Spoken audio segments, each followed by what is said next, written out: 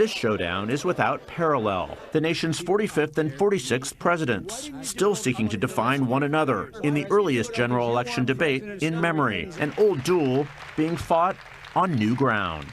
All right, we're back with Dan Perry. I cannot believe that 4 years has gone by since we saw the two in this debate. I think it's going to be like, a Mike Tyson match.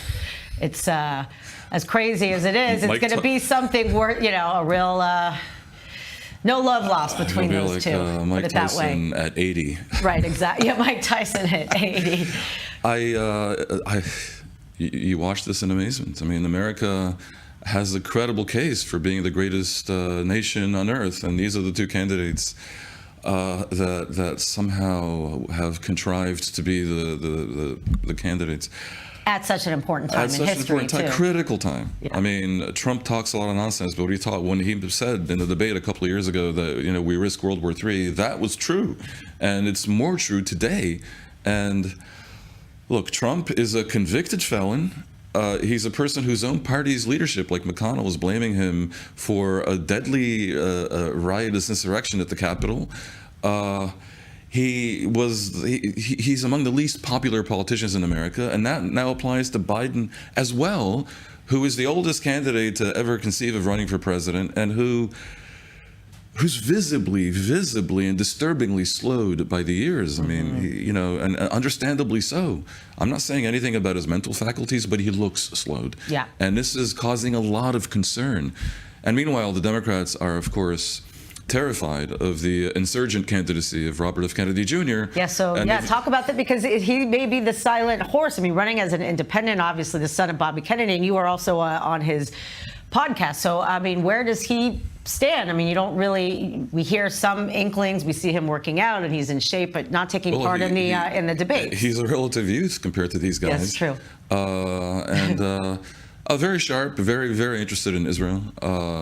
We did have a conversation about what is needed to bring about peace in the Middle East. And by the way, I argued that America needs to carry a bigger stick with all sides. And be more activist. That clearly won't be Trump. Trump is, if anything, has an isolationist gene in his DNA.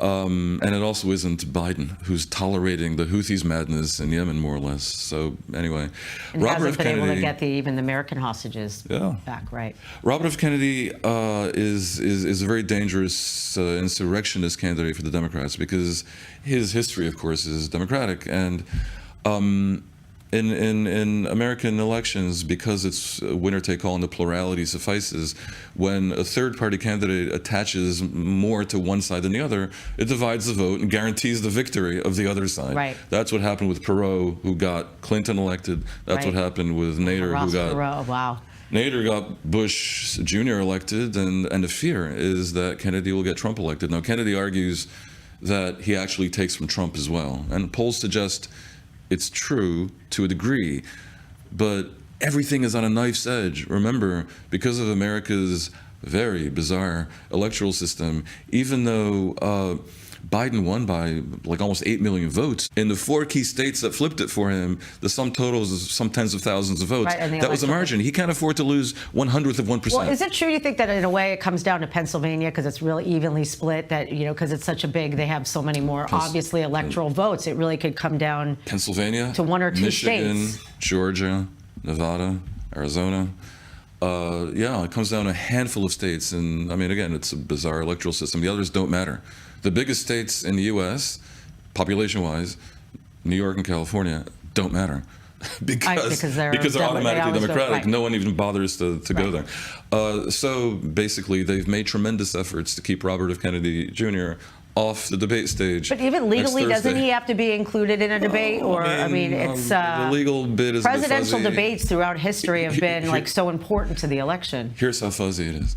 Presidential debates, and it's not exactly like state law, but the regulations guiding them, for one thing, at this point, require the people on stage to have been nominated by some party. Note that neither Biden nor Trump are yet the nominee, because the conventions haven't happened in either case. And Trump's going to be sentenced before the convention, which will be, what does that mean? Utter insanity. But of course, the fact that they agreed to this shows you that Biden feels he needs a game changer. Yeah. So Biden had better be on his best game next Thursday. Wow, everybody's going to be watching. Even the issues aside, it's just to see those two going at it again is going to make headlines for sure. Dan Perry, thank you very much for your insight, as always.